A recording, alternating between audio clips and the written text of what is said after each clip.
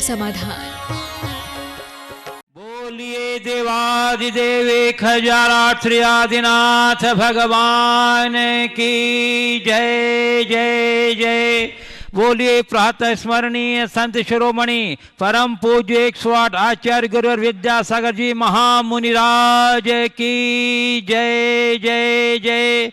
बोलिए गुणायतन प्रणेता संघ का समाधान प्रवर्तक भावना योग प्रवर्तक प्रखर वक्ता परम पूज्य 108 मुनिवर श्री प्रमाण सागर जी मुनिराज की जय जय जय। बोलिए परम पूज्य 108 मुनिवर श्री अरह सागर जी मुनिराज की जय जय जय। प्रिय दर्शकों, पारस चैनल, जिनवाणी चैनल एवं प्रमाणिक ऐप के माध्यम से प्रसारित होने वाले आज के संघ का समाधान के कार्यक्रम को जो भी लोग घर बैठे देख रहे हैं, सुन रहे हैं, आनंद ले रहे हैं, उन सबों का मैं हार्दिक अभिनंदन करता हूं और आपको लिए चलूं संघ का समाधान की ओर। इसके पूर्व रोज की तरह पूज्य गुरुदेव के मंगल में आशीर्वाद से हम लोग अपने आप को अभिषिक्त करेंगे, जो वर्तमान विभीषिका के मध्य हम लोगों के लिए एक सुरक्षा कवच का कार्य करेगा। तो चलिए हाथ जोड़िए, मस्तक झुकाइए और बोलिए मेरे साथ, नमोस्तु गुरुदेव, नमोस्तु गुरुदेव, नमोस्तु गुरुदेव। बोलिए मुनिवर श्री प्रमाण सागर जी मुनिराज की जय जय जय। बंधुओं, कल जैसा कि पूज्य मुनिराज ने कहा था कि भाई अपने मांगलिक उत्सव पर देवदेव महासंघ के लिए आप अपनी दान राशि दीजिए, क्योंकि अभी वर्तमान लॉकडाउन की स्थिति में पूरे गौशालाओं के पास समक्ष चारा आदि की बड़ी विषम उपस्थिति है। विषम उपस्थिति है भूसा आदि के लिए, इसलिए आप लोग उदारता पूर्वक दान दीजिए। हमारे पास कुछ घोषणाएं आई हैं, मैं बस उनके नाम में घोषणा करूंगा। दिल्ली से भोलानाथ नगर से अंजू जैन उदित गरिमा के विवाह के उपलक्ष्य में उन्होंने 11,000 रुपये की राशि देवदेव महासंघ के लिए दी है। जोरदार अभिनंदन उनका।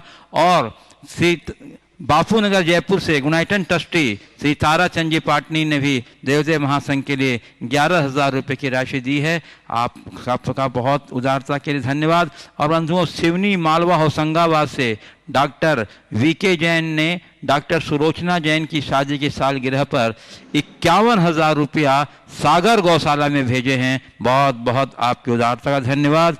और डॉक्टर अमित जैन, डॉक्टर ज्योति जैन, बड़ा बंडा सागर, इन्होंने 11,000 रुपये की राशि 23 अप्रैल की शादी के सालगिरह पर घोषणा की है बंडा गौशाला हेतु।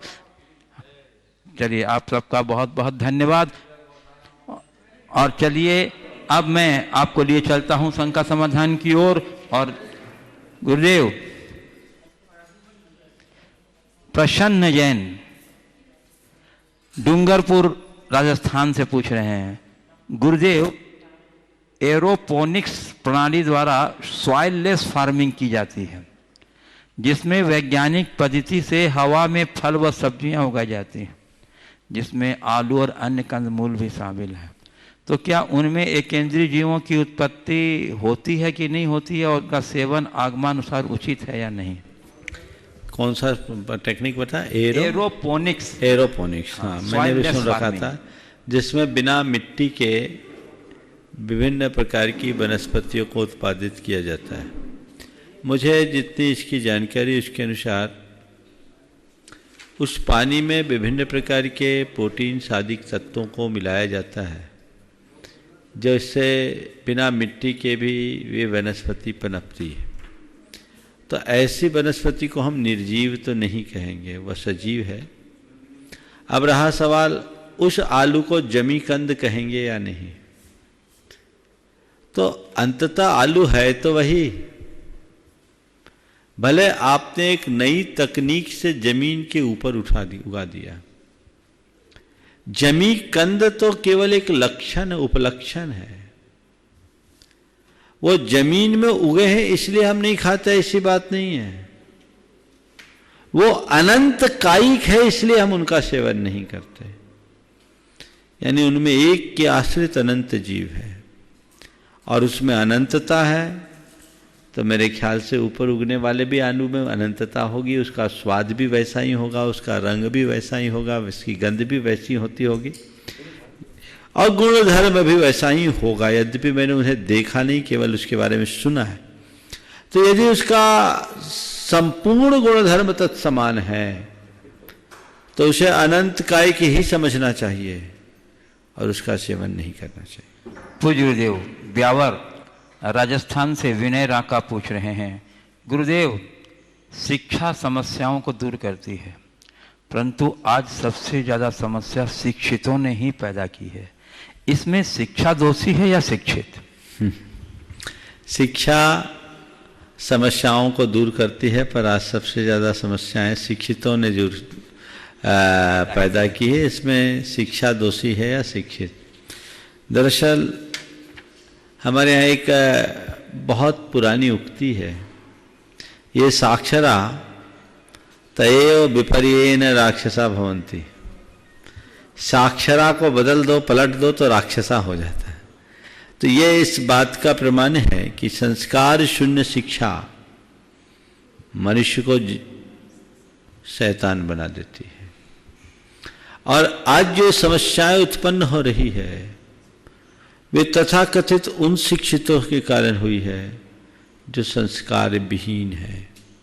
जो संस्कारवान हैं उनके साथ ऐसी स्थिति नहीं है। इसलिए शिक्षा के साथ संस्कारों का समारोपण बहुत जरूरी है।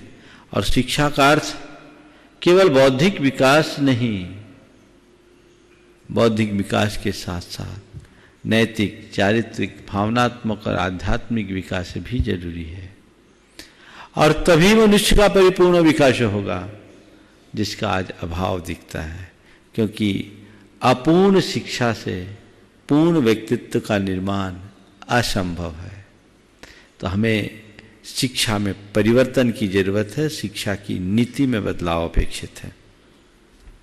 पूज्य गुरुदेव, सागर से डॉक्टर राजीव जैन पूछ रहे हैं, गुरुदेव अभी लाखों लोग जो अपने और परिवार का जीवन यापन को बड़े शहरों, तालाबंदी में सार्वजनिक आवागमन साधन एक लंबे समय बन जानकर लोग घबराहट में पैदल ही हजारों किलोमीटर चल पड़े, पर पता नहीं कितने रास्ते में थकान, भूख, कमजोरी से मर गए। इसमें गर्भवती महिलाएं और हर उम्र के बच्चे थे। गुरुदेव, क्या यह त्रासदी आप सोचने को मजबूर नहीं करती कि जो लोग गांव में हैं उन्हें किन कारणों ने इधर उधर शहरों में स्लम्स में रहने को मजबूर किया? क्या उन कारणों का समाधान नहीं ढूंढना चाहिए जिससे अब गांव वाले जो लौट चुके हैं अपने ही गांव में रह करके जीवन यापन करें? क्या आचार्य श्री का सुझाव एवं चिंतन इसमें सम्यक समाधान नहीं देगा? कृपया अपने उद्गार से इस दिशा में कुछ प्रेरणा देशवासी को देने की कृपा करें। देखिए, गुरुदेव ने तो सदैव स्वावलंबन, स्वरोजगार, स्वदेशी और स्वभाषा को महत्व दिया है। समय समय पर यह बात उठती रही है और इस संकट ने इस बात को और ज्यादा प्रमाणित कर दिया।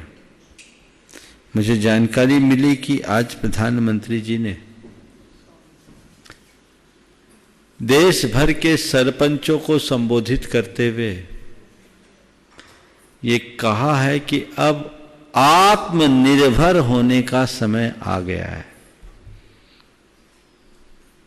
हर गांव गांव के रूप में आत्मनिर्भर बने, हर पंचायत पंचायत के रूप में आत्मनिर्भर बने, हर ब्लॉक, हर शहर आत्मनिर्भर बने, तब प्रदेश आत्मनिर्भर होगा और तब देश आत्मनिर्भर होगा।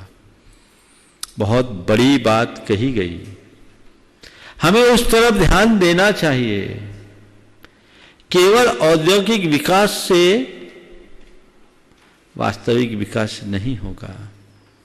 ये समस्या तब नगण्य होती जब हमारे घर में पुरानी परंपरा के अनुसार घर घर में छोटे मोटे कुटीर उद्योग होते, हर व्यक्ति को, हर हाथ को काम होता, हर व्यक्ति को काम होता, हर घर में काम होता। लेकिन लोगों को रोजी रोजगार की तलाश में गांवों को छोड़कर शहरों की ओर पलायन करना पड़ता है। तो उनकी समस्याएं तो ये है, पर यह समस्या मुझे केवल मजदूरों तक नहीं दिखती, मुझे तो अंतर्राष्ट्रीय कंपनियों में काम करने, बहुराष्ट्रीय कंपनियों में काम करने वाले लोगों के साथ भी दिखती है। अब गांव तो जाने दीजिए, शहर भी खाली हो गए। बड़े मकान दिखते हैं 5-5 हजार स्क्वायर फुट के, और उनमें रहने वाले केवल वृद्ध दंपति हैं, उनके बच्चे सब महानगरों के निवासी हो गए या विदेशों में जाके बस गए। और वहाँ जहाँ इंफ्रास्ट्रक्चर भी पर्याप्त नहीं है, वहाँ उनको जैसे तैसे रहना पड़ रहा है। तो बदलाव लाने की जरूरत है। नौकरी की मानसिकता से मुक्ति की आवश्यकता है। स्वयं की शिक्षा इस प्रकार से हो कि व्यक्ति अपने जीवन यापन की योग्य हो जाए, उसे कारोबार के लिए इधर उधर भागना न पड़े। ऐसी नीतियों को शीघ्र क्रियान्वित करने की जरूरत है जिससे संपूर्ण देश का समेकित विकास हो, गांवों का शहरों की तरह विकास हो, और छोटे शहरों में भी बड़े शहरों जैसी सुविधाएं हों। इंफ्रास्ट्रक्चर पर बहुत ज्यादा ध्यान देने की आवश्यकता है। प्रधानमंत्री जी ने जो एक कहा है कि अब आत्मनिर्भर होने का युग है, और इससे प्रेरणा पाकर लोग आत्मनिर्भरता की दिशा में आगे बढ़ते हैं, तो बहुत बड़ा बदलाव होगा। अभी मुझे मालूम पड़ा है कि अमेरिका ने बाहर से आने वाले लोगों पर प्रतिबंध की बात कर दी, केवल अपने देश की।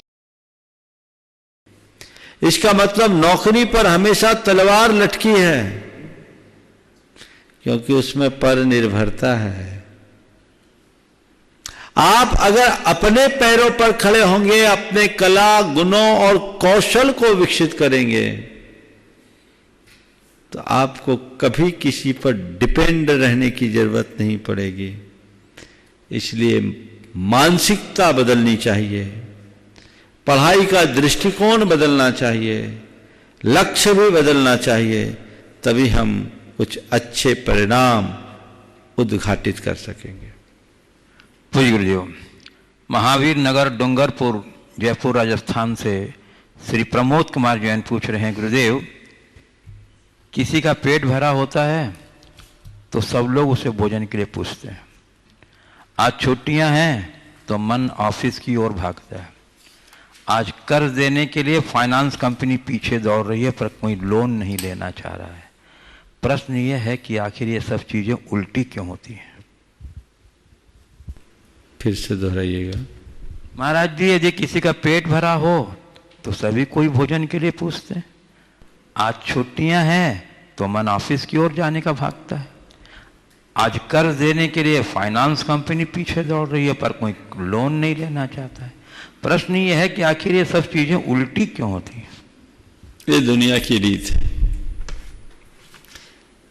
बहुत पहले एक शेर पढ़ा था, भागती फिरती थी दुनिया जब तलब करते थे हम। भागती फिरती थी दुनिया जब तलब करते थे हम, जब से उसे छोड़ दिया वह बेकरार आने को है। हम जब विमुख होते हैं तो चीजें हमारे सन्मुख होती है। आज ऐसी स्थिति है, लेकिन ऐसे समय में अगर मनुष्य अपनी सोच को बदल दे तो बहुत कुछ परिवर्तन घटित हो सकता है। पूज्य गुरुदेव, हजारीबाग झारखंड से श्रीमती हीरा बड़जात्या पूछ रही, गुरुदेव पहले कहते थे कि नेकी कर और दरिया में डाल, और अब कहते हैं नेकी कर और व्हाट्सएप में डाल। तो महाराज जी, इतना परिवर्तन क्यों आया? क्या यह काल का प्रभाव है या मानवीय कमजोरी? यदि काल का प्रभाव है तो हम तो कुछ नहीं कर सकते, और यदि मानवीय कमजोरी है तो इसका क्या समाधान है? देखिए, काल का प्रभाव कतई नहीं। आज भी बहुत से ऐसे लोग हैं जो नेकी कर दरिया में डाल वाले काम कर रहे हैं। अभी कुछ दिन पहले एक बात प्रकाश में आई कि एक भाई ने लोगों को जरूरतमंदों के लिए 1-1 किलो आटा देने का ऐलान किया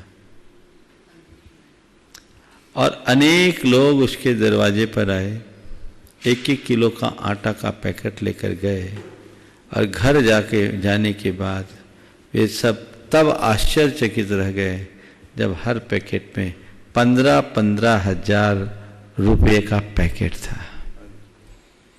उन्होंने ये बताते हैं कि ऐसा उन्होंने केवल इसलिए किया कि अगर पहले से 15,000 देंगे बोलते तो लाइन लंबी लग जाती। 1 किलो आटा का ऐलान ये सोचकर किया कि इसमें जो वाकई में जरूरतमंद है वही आएगा। 1 किलो आटा लेने कौन आता है? और उन्होंने 15-15 हजार रुपये की सहायता की। कितने को की मुझे ये नहीं मालूम, पर ये बातें आप लोगों ने ही मुझे बताया। तो ये एक तरीका है, नेकी कर दरिया में डाल। हालांकि उनकी इस घटना को और लोगों ने व्हाट्सएप में डाला होगा, पर उस आदमी ने इस भाव से बिल्कुल नहीं किया। अच्छा कार्य करने का सुयश फैलता है, वो फैलेगा, लेकिन हम केवल इसलिए ऐसा कार्य ना करें कि लोग मेरा नाम ले, मैं चर्चित हूं। ये तो मानवीय संकट का दौर है। इस घड़ी में तो हमें सब कुछ भुलाकर जितना बने अच्छे कार्य करने का प्रयास करना चाहिए। कितने लोग इस दुनिया से चले गए, कितने परिवार उजड़ गए। थोड़ा सोचो, देश विदेश में जिंदगी भर की कमाई यहीं धरा रह गया, एक पाई साथ में नहीं।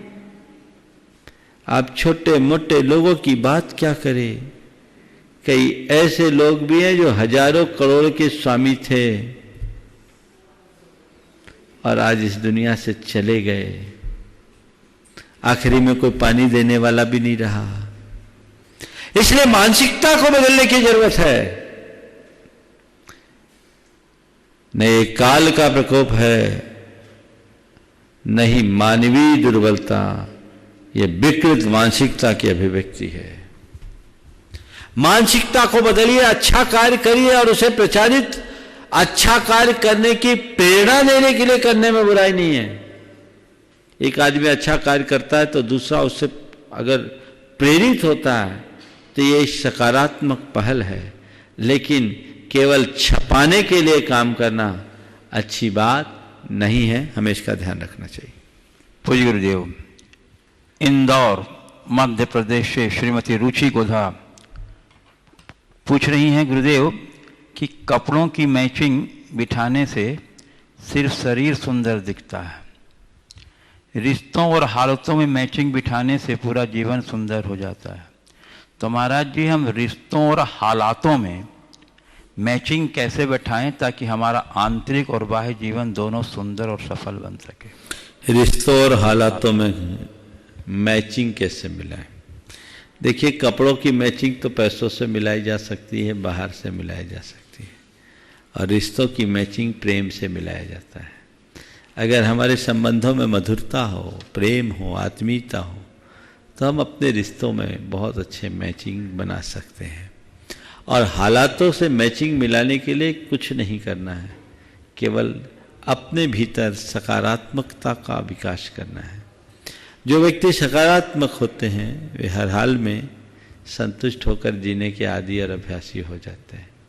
तो अपने भीतर सकारात्मकता को विकसित करें, अपने हालातों को ठीक करें, अपने आप हालात ठीक हो जाएंगे। एक बात सदैव ध्यान रखना है, हालात हमारे हाथ में नहीं है, पर हम खुद को हालातों के अनुकूल ढाल सके ये हमारे हाथ में है। तो अगर हमारी सोच सकारात्मक होगी, हमारे अंदर थोड़ी सहनशीलता होगी, तो ये बातें सहज प्रकट हो सकेगी। पूज्य गुरुदेव, मुंबई महाराष्ट्र से श्री मुकेश छोगालाल जी केलावट जैन गींगला पूछ रहे हैं गुरुदेव कि पहाड़ों पर बैठकर तप करना सरल है, लेकिन परिवार में सबके बीच रहकर धीरज बनाए रखना, समता बनाए रखना बड़ा कठिन है। तो क्या गुरुदेव परिवार में रह कर के धीरज और समता बनाए रखना भी तप की श्रेणी में लिया जा सकता है? अगर परिवार में रह कर के धीरज और समता बना लो तो मैं उसे तप कहूँगा, पर बना तो लो। ये तो ऐसा है जैसे आंच पे रखकर बर्फ को जमाए रखना। अरे बर्फ की सिल्ली है, आंच पे रखोगे पिघलेगी ही पिघलेगी। ये बहुत बड़ी चुनौती है। फिर भी हमें यथासंभव अपने आप पर नियंत्रण रख करके चलना चाहिए और अपने जीवन में क्षमता का विकास करना चाहिए। पूज्य गुरुदेव, झारखंड रांची से श्री ऋषभ जैन पांड्या पूछ रहे हैं, गुरुदेव छोटे छोटे बच्चों को देखते ही उन पर प्यार उमड़ता है, उन्हें पुचकारने का जी करता है, उनके साथ खेलने का मन करता है। इस क्रम में कई बार बच्चे गिरते हैं, चोट लगते हैं, जोर जोर से रोने भी लगता है। उस वक्त उसका रुदन तकलीफदायक नहीं होता, एक प्रकार का आनंद ही आता है। लेकिन गुरुदेव उसी बच्चे को जब सच में चोट लग जाती है तो पूरे घर में कोहराम मच जाता है, सभी के आंसू छलक पड़ जाते हैं। महाराज श्री कैसा प्यार है कि एक तरफ जब बच्चा रोए नहीं तब तक मजा नहीं आता, दूसरी तरफ थोड़ी सी चोट भी बर्दाश्त नहीं होती। महाराज जी बच्चे के रोने में जो आनंद आना क्या पाप बंद का कारण हो सकता है? बहुत ही अच्छा सवाल है। बचपन में बच्चे की हर प्रवृत्ति बहुत अच्छी लगती है और बच्चों की इन प्रवृत्तियों का रस क्या होता है इसका उल्लेख कुरल काव्य में बहुत अच्छे शब्दों में किया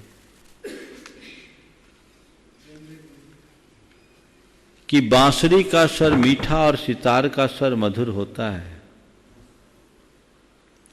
बांसुरी का स्वर मीठा और सितार का स्वर मधुर होता है, ऐसा वे ही बोलते हैं जिन्होंने नन्हे बच्चों की तुतलाती वाणी के माधुर्य का रसास्वादन नहीं किया है।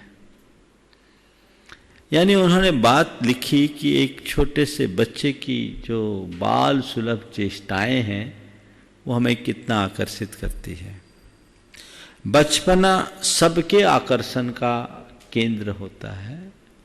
पूरी प्रकृति अपने बाल्यकाल में जितनी सुरम्य होती है उतनी अन्य काल में नहीं, क्योंकि बाल्य अवस्था में उसमें उसके प्राकृतिक गुण पूरी तरह से भरे होते हैं।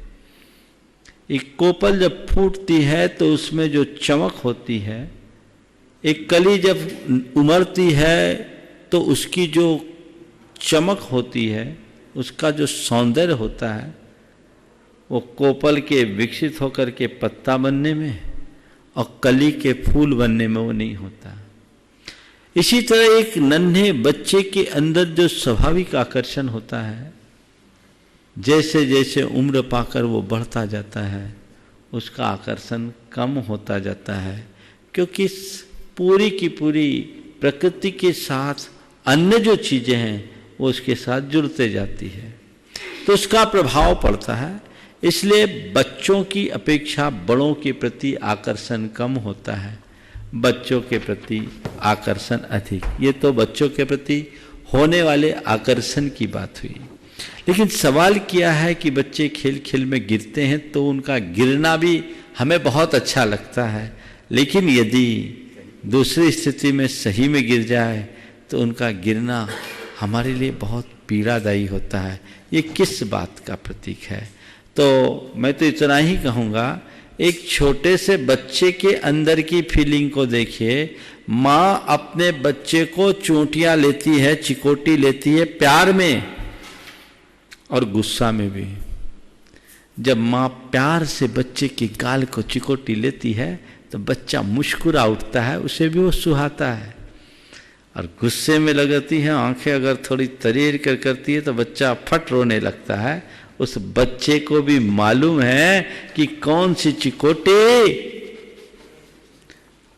हंसाने वाली है और कौन सी रुलाने वाली, किसमें प्यार है और किसमें क्रोध। तो जब हमारे मन में किसी के प्रति प्यार होता है तो उसके दर्द में भी वो आनंदित होता है, और जब हमारे मन में किसी के प्रति क्रोध होता है तो उसकी खुशी में भी हमें पीड़ा होती है।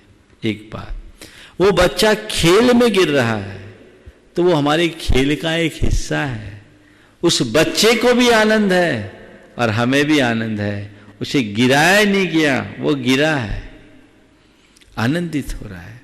लेकिन जब धोखे से गिरता है उसमें उसकी वेदना होती है, और जब उसकी वेदना होती है तो हमारे मन में संवेदना जगती है।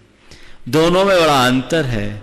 इसलिए एक सूत्र लो, संसार के सारे दुख दूर हो जाएंगे यदि हर दुख को जीवन का एक खेल मान लो, खेल का हिस्सा मान लो, तो दुख भी तुम्हारे द्वारा सह्य हो जाएगा। पूज्य गुरुदेव, यूएसए कैलिफोर्निया से रुचि जैन पूछ रही हैं, गुरुदेव आपने हमारे द्रव्य के विषय में शंका का समाधान किया कुछ दिन पूर्व, उससे हम सब बहुत अनुग्रहित हुए। मुनिश्री, हमारा अगला प्रश्न है कि लौंग की जगह ठोने पर क्या चढ़ा सकते हैं, और धूप के लिए हम चंदन की चाल इस्तेमाल करते हैं जो कि पक्षी आदि नहीं खाते, तो धूप के जगह हम क्या चढ़ा सकते हैं? गुरुदेव, यह भी जिज्ञासा है कि हम जो सामग्री चढ़ाते हैं और उसके साथ जो भाव व्यक्त करते हैं उससे सामग्री का तालमेल बैठना अनिवार्य है क्या? यदि हम कुछ भी श्रेष्ठ चढ़ा दें तो क्या पूजा के लिए उपयुक्त नहीं रहेगा? बहुत अच्छा सवाल। देखिए, सबसे पहले तो मैं प्रश्नकर्ता के अतिरिक्त जितने भी प्रवासी भारतीय हैं, खासकर अमेरिका और यूरोप में, उन सबको आशीर्वाद देता हूँ। वहाँ का संकट भारत की अपेक्षा कुछ ज़्यादा प्रबल है, और ऐसी घड़ी में वे सब धर्म ध्यान के साथ रहें, वे, उनका परिवार और पूरे क्षेत्र के लोग सुरक्षित रहें, ऐसी मंगल कामना मैं करता हूँ। और उनसे ये कहता हूँ कि ऐसे समय में संयम और धैर्य का परिचय देते हुए आप अपना काम करें, ताकि ये संकट आसानी से टल सके। दूसरी बात, आपने द्रव्य चढ़ाने के संदर्भ में बात की। सबसे पहली बात तो मैं आपको बताऊं, स्थापना लौंग से करने का कहीं भी विधान नहीं है, ये परंपरा भर बन गई है। और कहीं भी 3, 9 चावल और लौंग गिनने का भी विधान नहीं है। इसका एक ही स्थान पर उल्लेख मिलता है, वो जयसेन प्रतिष्ठा पाठ है, और उसमें लिखा है, स्वस्तिको परि पुष्पांजलिम छिपे।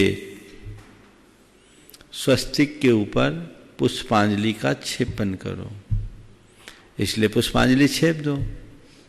अब रहा धूप, तो अगर आप अपने घर में शुद्ध धूप रखते हो तो धूप चढ़ाइए मत, धूप खे दीजिए, तो किसी को खिलाने की जरूरत ही नहीं पड़ेगी। घर में उस धूप की सुगंधी से वहाँ की नकारात्मकता जाएगी, बशर्ते वो शुद्ध धूप हो या फिर सही विधि से आप घर में बना सकें। और नहीं भी बना सकते तो चंदन की चाल को भी आप वहाँ जला सकते हैं, पर मैं समझता हूँ वहाँ न धूपदानी मिलेगी न कोयला मिलेगा, तो जो स्थिति है उसके अनुरूप देखें। नहीं है तो हम भावों से कोई भी सामग्री को चढ़ा सकते हैं। एक बात ध्यान रखना, हमारे भगवान भी भावों में हैं तो हमारा द्रव्य भी भावों में है।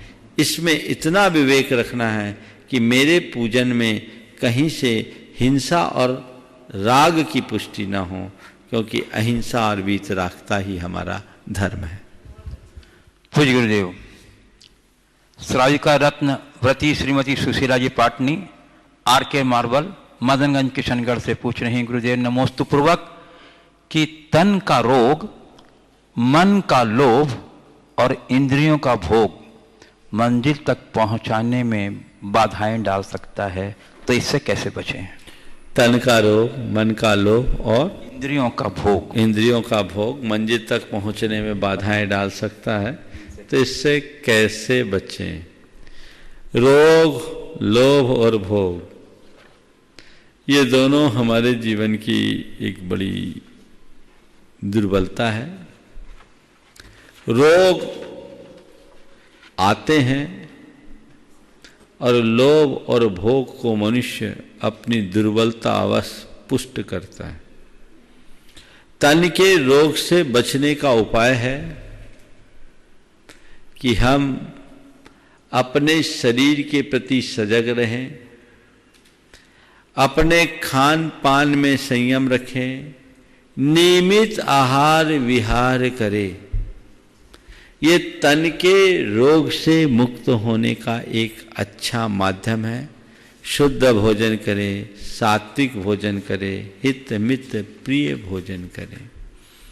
मन के लोभ को अगर नियंत्रित करना है तो ज्ञान का इस्तेमाल करें।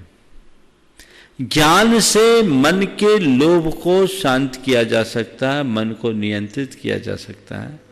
जब हम ज्ञान का प्रयोग करते हैं तो ज्ञान हमें अनुभव देता है कि देख, ये गड्ढा कभी भरने वाला है ही नहीं, इसका अंत कभी होना ही नहीं। अपने अतीत के अनुभवों को देखो। ज्ञान समाधान देगा, संतुष्टि देगा।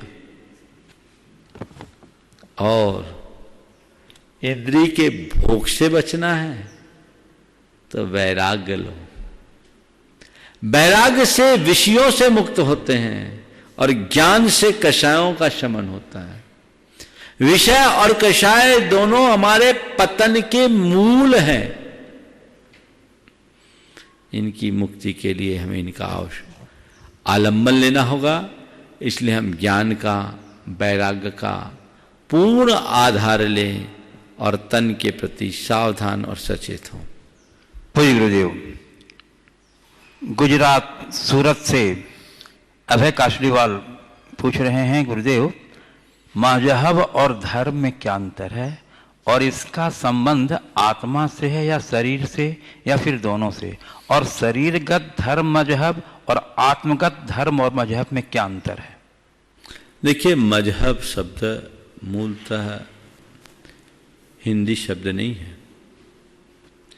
यह संभवतः अरबी या फारसी का शब्द है, उर्दू में आता है। मजहब का मतलब होता है एक प्रकार का धार्मिक समुदाय, जो संप्रदाय के अर्थ में ज़्यादा उपयुक्त होता है। धर्म हमारी अंदर की परिणति है। धर्म और मजहब से अगर आप पूछो तो मैं इतना कह सकता हूं, धर्म अंदर का गूदा है, मजहब ऊपर का छिलका। हमारा नेह गूदे से होना चाहिए, छिलके से नहीं। हाँ, छिलके से गूदे की सुरक्षा है, पर उपभोग के योग गूदा है। छिलके को तो बाद में अलग कर दिया जाता है। केला खा लेते हैं, छिलका एक तरफ कर देते हैं। लोग मजहब के पीछे आज ज्यादा पागल हैं, धर्म को भूल रहे हैं। उसकी आत्मा को पहचानो, वो क्या है? अंदर का शुद्ध परिणाम। धर्म न हिंदू सिख है, धर्म न मुस्लिम जैन, धर्म है मन की शुद्धता, धर्म है दिल का चैन। हिंदू मजहब हो सकता है, मुस्लिम मजहब हो सकता है, सिख जैन मजहब हो सकता है, लेकिन धर्म तो भीतर का तत्व है। हम ऊपर के आडंबरों में न उलझें, भीतर के तत्व को पहचानने की कोशिश करें। पूज्य मनीषा अंतिम कुमार जैन, अंजड़, मध्य प्रदेश से पूछ रहे हैं, गुरुदेव कल 23 अप्रैल को हमारी शादी की 25वीं वर्षगांठ थी और हम दोनों आपके आशीष के आकांक्षी हैं। महाराज जी, ये 25 वर्ष हमारी गृहस्थी की गाड़ी अलग अलग ट्रैक पर चली है, जिसमें संघर्ष, निर्माण, उत्थान, आर्थिक सुधार और धर्म आदि शामिल है। हमारी 2 पुत्रियां भी हैं। आपके 52 प्रवास के दौरान आपसे जुड़ने का भी प्रयास किया। आपके प्रवचन, शंका समाधान, भावना योग आदि की तो नियमित होता ही है। अब हम दोनों की इच्छा है कि अपनी गाड़ी केवल एक ही ट्रैक धर्म पर चले। अब हमें इसके लिए क्या पुरुषार्थ करना चाहिए? बस दोनों की इच्छा है तो कोई दिक्कत नहीं, दोनों पहिया है तो चलना शुरू कर दो। अपनी शक्ति और परिस्थिति के अनुरूप संकल्पित हो जाओ। अपनी गार्हस्थ्यिक जिम्मेदारी को निभाते हुए जितना बने धीरे धीरे धर्म मार्ग में आगे बढ़ने की कोशिश करनी चाहिए। पूज्य गुरुदेव, बाल ब्रह्मचारिणी बहन विभा दीदी गंज बसौदा से पूछ रही हैं, गुरुदेव वर्तमान में इम्यूनिटी पावर बढ़ाने पर जोर दिया जा रहा है। गुरुदेव, इस इम्यूनिटी पावर का संबंध स्पष्टतया शरीर से है, परंतु गुरुदेव मानसिक इम्यूनिटी पावर को बढ़ाए बिना सिर्फ शारीरिक इम्यूनिटी पावर कहाँ तक प्रभावित होगा, तथा मानसिक इम्यूनिटी पावर बढ़ाने में भावना योग का क्या योगदान है, तथा भावना योग के बाद शेष बचे समय में हमें इसके लिए क्या करना चाहिए? देखिए, कुछ सलाह मैं देना चाहूँगा। वर्तमान में अगर देखा जाए तो सब लोग फ्री हैं। एक समय था जब लोग कहते थे मेरे पास समय नहीं, मैं बहुत बिजी हूं। कई लोग कहते थे कि मैं स्वयं के लिए भी समय नहीं दे पाता, औरों की बात तो जाने दो।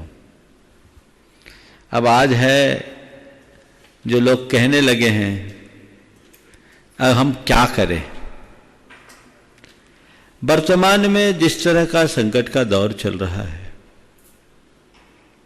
इसको देखते हुए लगता है कि अभी लंबे समय तक ऐसी ही व्यवस्था बनी रहेगी और आप सबको ऐसी व्यवस्था में बंद करके रहने के लिए बाध्य होना होगा जिसके आप अभ्यासी नहीं हैं। लोगों को घरों में रहने का अभ्यास नहीं है, लोग परेशान हैं, पर परिस्थितियां ऐसी है, हमें जब रहना ही पड़ेगा तो हमें उसके लिए अपने आप को मानसिक रूप से तैयार कर लेना चाहिए। कुछ सलाह मैं देता हूं, यदि ऐसे समय में ऐसा आपको हो रहा है तो इसे एक शुभ संयोग मानिए। जिस चीज के लिए आप वर्षों परेशान थे, अब वो अनायास मिल गया। अब पहले लोग घरों में बहुत कम रह पाते थे, सप्ताह में 1 आध दिन सबके साथ रह पाते, उसमें भी सब नहीं रहते, और सब भी रहे तो पूरे दिन नहीं रहते, 1 आध तो कोई ना कोई इधर उधर चला जाता, घंटे आध घंटे के लिए आउटिंग हो जाती, इधर उधर जाता। अभी तो लगभग 1 महीने से आप सब लोग घर पे ही हो और पूरा घर घर में है ना। ऐसी स्थिति में आपको कुछ दिनचर्या में बदलाव लाना चाहिए। बहुत सारे लोगों के साथ तो बहुत तरह की समस्याएं उत्पन्न हो रही है, साथ रहना भी समस्या बन रही है। आज एक घटना सुनकर के मुझे बहुत वेदना हुई, इसलिए मैं चाहता हूं कि कुछ बातें आप सबसे आज कर लूं। मुझे मालूम पड़ा कि आज किसी महानगर में, स्थान का नाम मैं नहीं ले रहा हूं, एक युवा दंपति थे, लॉकडाउन में आपस साथ रह रहे थे, एक बच्ची थी। बातचीत के क्रम में दोनों के मध्य पता नहीं कैसी तनातनी हुई, बच्ची को घर से फेंक दिया नीचे, शायद 25 मंजिल से।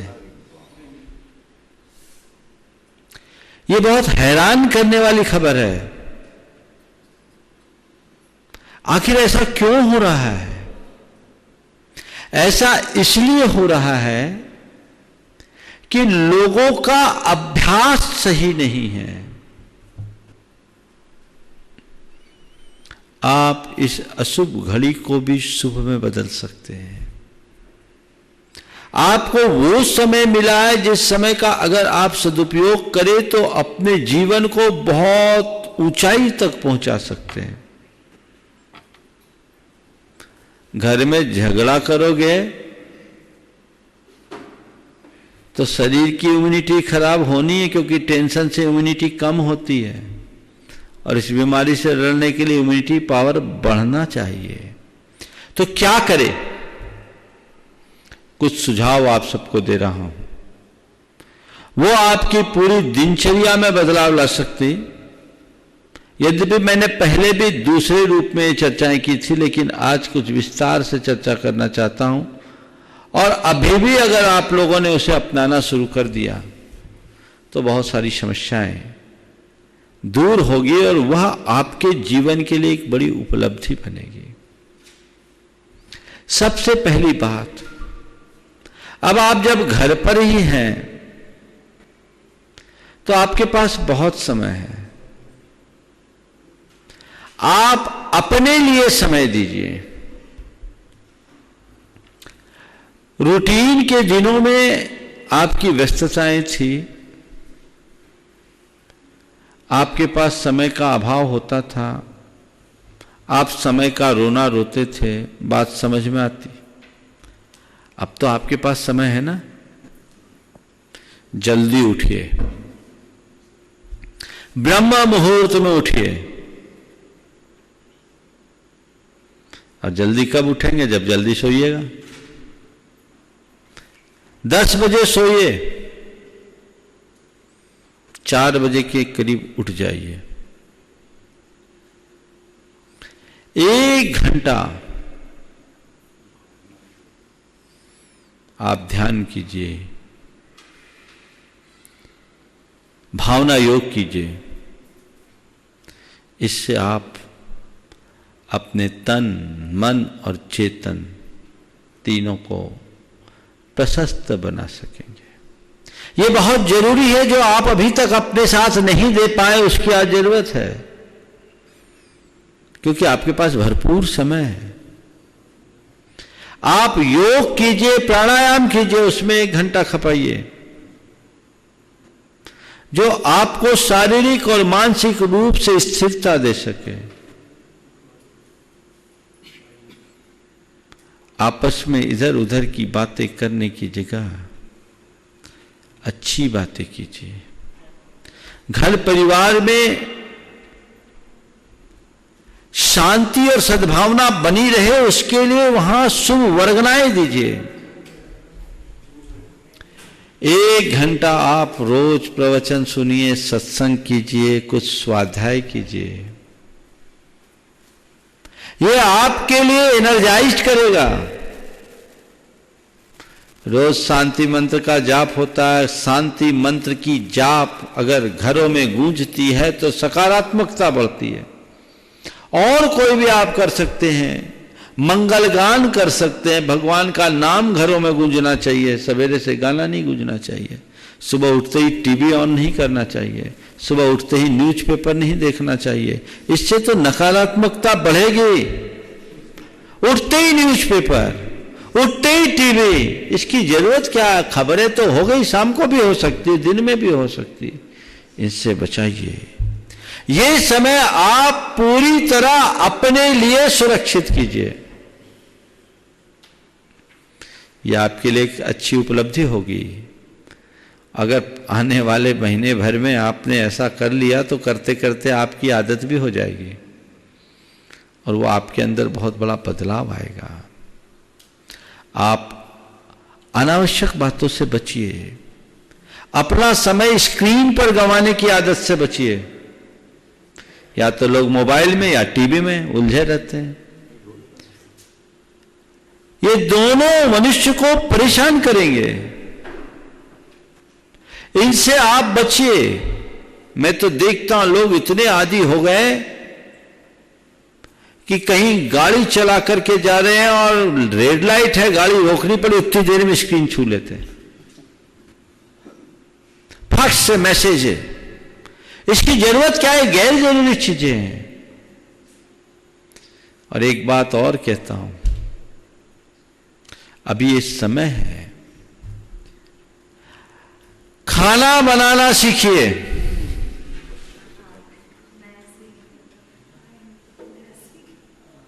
अब लोगों को समझ में आ रहा है खाना बनाना कितना महत्वपूर्ण है। लोग पहले, बहुत सारे लोग हैं, खाना क्या बनाना है, कहीं से भी मंगा लेंगे या किसी को हायर करके रख लेंगे, कर लो हायर। हालत खराब है सबकी, नसीब ही नहीं। खाना बनाना सीखिए। और ये मैं केवल महिलाओं के लिए नहीं कह रहा, पुरुषों को भी कह रहा हूं। और एक अध्ययन की बात मैं आपसे कर रहा हूं। एक अध्ययन में बात आई थी कि जो दंपति मिलकर खाना बनाते हैं उनके दाम्पत्य की मधुरता ज्यादा रहती है। और एक बात और बता रहा हूं जो बहुत सोचने लायक है। एक रिपोर्ट ये भी आई थी, खासकर यूरोपीय देशों में और अमेरिकी देशों में, कि क्रिसमस के दिनों में डाइवोर्स के केसेस ज्यादा होते हैं। उसकी वजह, उन दिनों सब घर में रहते तो लड़ाइयां होती। तो अभी आप घर में, आपका कलह ना हो, लड़ाई ना हो, शांति हो, इसलिए आप एक दूसरे के प्रति सकारात्मकता को बढ़ाइए। मन को ऐसी खुराक दीजिए, ऐसी प्रेरणा दीजिए जिससे आपका प्रेम अपनत्व बने। भोजन बनाने की कला सीखिए, बहुत जरूरी है। खुद सीखिए, बच्चों को सिखाइए। ऐसी स्थिति में जो आज भोजन बनाना नहीं जानते हैं उनकी क्या दशा आप सोच लीजिए। और देखिए, अभी आप घर में भोजन कर रहे हैं, कितना हेल्दी भोजन है। अभी बाहर का सारा भोजन बंद, चाहे भी तो नहीं मिल रहा है, रेस्टोरेंट ही बंद है। और हमने सुना अक्टूबर तक तो सारे रेस्टोरेंट वगैरह बंद ही रहने, 15 अक्टूबर तक, और भी बढ़ सकते हैं। आप घर में बनाना सीखिए, इसकी कोई जरूरत नहीं है। और ये आपके शरीर के लिए ज्यादा अच्छा होगा। और भोजन भी बनाइए तो मंगल कामना के साथ बनाइए। मंत्र जाप करते हुए, मंगल भावना पढ़ते हुए, जगत के कल्याण की भावना पढ़ते हुए, आध्यात्मिक पाठ पढ़ते हुए, स्तोत्र पढ़ते हुए भोजन बनाइए। उस भोजन की एनर्जी का असर खाने वाले पर भी पड़ेगा। जैसा अन्न वैसा मन की उक्ति चरितार्थ होगी। मांसाहार को भूल जाइए, जो मांसाहार करते उनके लिए मैं बोल रहा हूं। शाकाहार में भी सात्विक भोजन कीजिए। और एक और प्रयोग कीजिए, अब आप सब घर में हैं तो भोजन सब एक साथ कीजिए। सामूहिक रूप से बैठकर एक साथ भोजन कीजिए, सोशल डिस्टेंस, माने 2 गज की दूरी के साथ। 2 गज की दूरी मुझे बहुत अच्छी लगी। थोड़ा सा नहीं परसने, बैठने वाले 2 गज की दूरी में रहे, परसने वाले तो सब परस लेंगे, बीच में रख लो। एक सुरक्षात्मक दूरी निश्चित करते हुए। और भोजन ऐसे मत कीजिए, भोजन करने से पहले एक प्रार्थना कीजिए, सारे जगत के प्राणियों के मंगल के लिए प्रभु संसार में कोई भूखा न रहे, सबको भोजन मिले, सभी को भोजन मिले, कोई भूखा न रहे, चाहे आम व्यक्ति हो या साधु, मनुष्य हो या पशु पक्षी, सब को भोजन मिले। और मंत्रोच्चार के बाद आप भोजन शुरू कीजिए। आप देखिए आपकी इम्यूनिटी कैसे स्ट्रांग नहीं होती। आप तन से मन से दोनों स्थिति से स्वस्थ होंगे।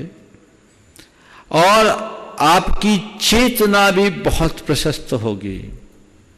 ऐसे समय में केवल मोबाइल पे गेम खेलना, सोशल मीडिया में उलझ करके रह जाना, एक दूसरे को अनावश्यक मैसेजें देना और पढ़ना, इससे कोई मतलब नहीं। यह आपका मूल्यवान समय है। इस समय में आप वो हासिल कीजिए जो अभी तक अनुपलब्ध रहा है। आपके पास एक स्वर्णिम अवसर है जो आपके जीवन की बेहतरी के लिए वरदान बन सकता है। अब ये आप पर निर्भर है कि आप अपनी दिनचर्या कैसी बनाते हैं।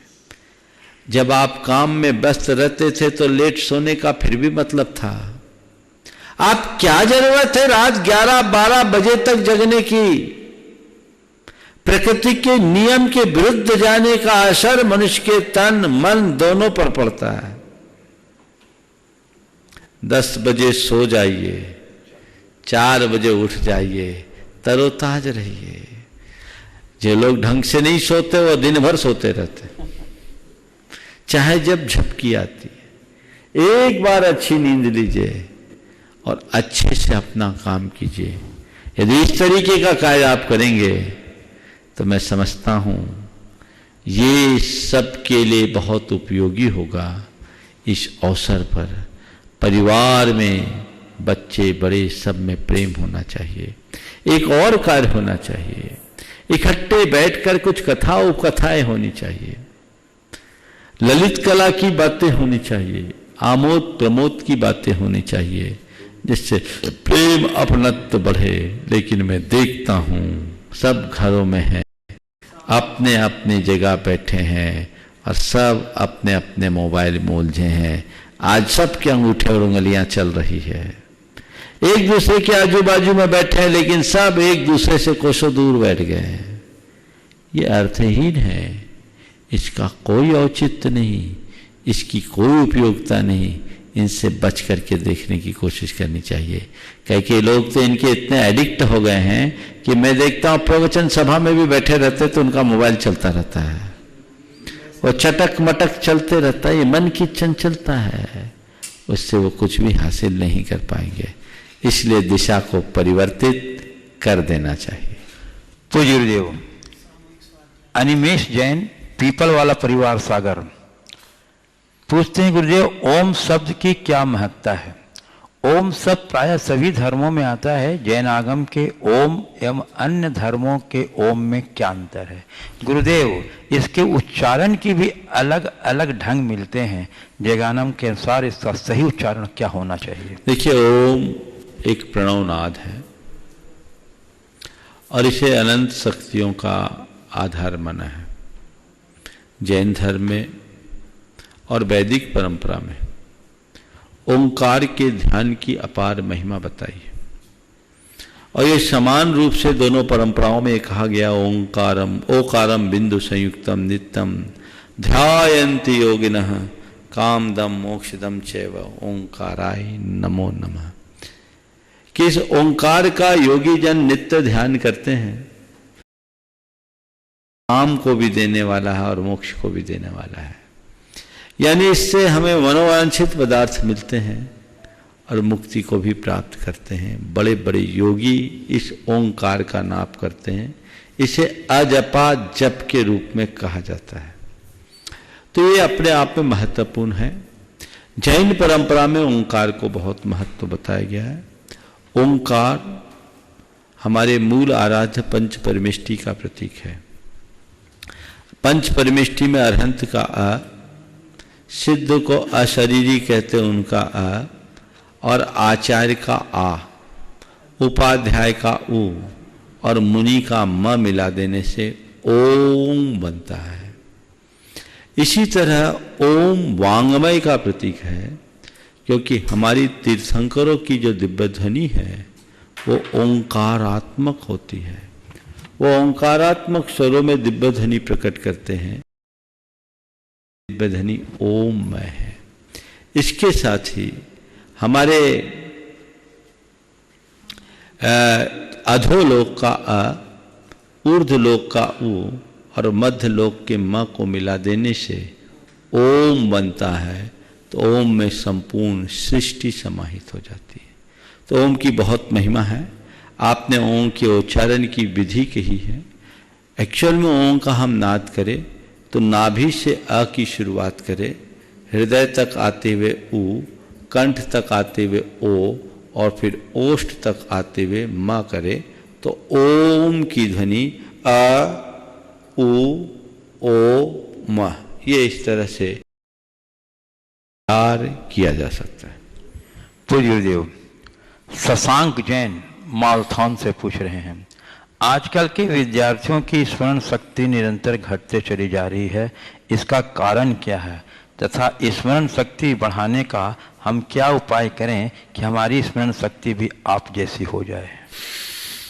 स्मरण शक्ति के कम होने की वजह है संसाधनों पर निर्भर होना। आप अनुभव कीजिए कि पहले मोबाइल नहीं थे तो लोगों को सैकड़ों नंबर याद रहते थे। अब जब से आपके पास आपका हैंडसेट आ गया, कई लोगों के साथ तो उनको खुद का नंबर पता नहीं।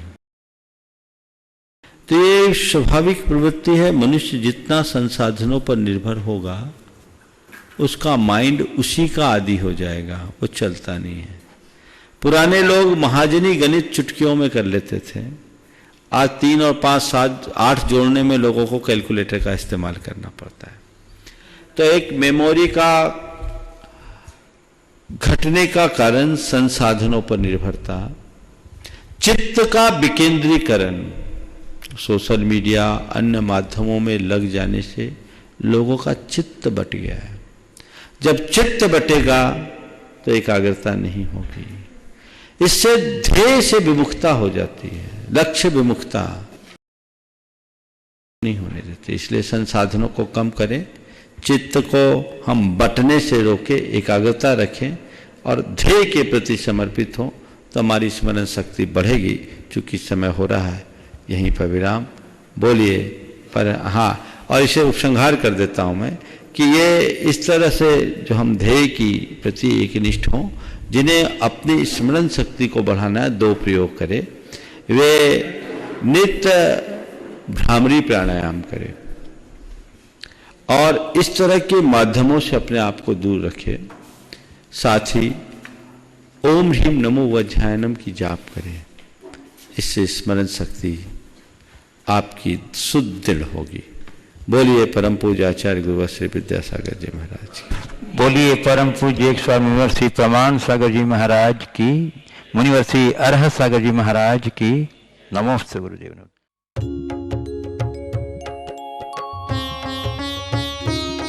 शंका समाधान।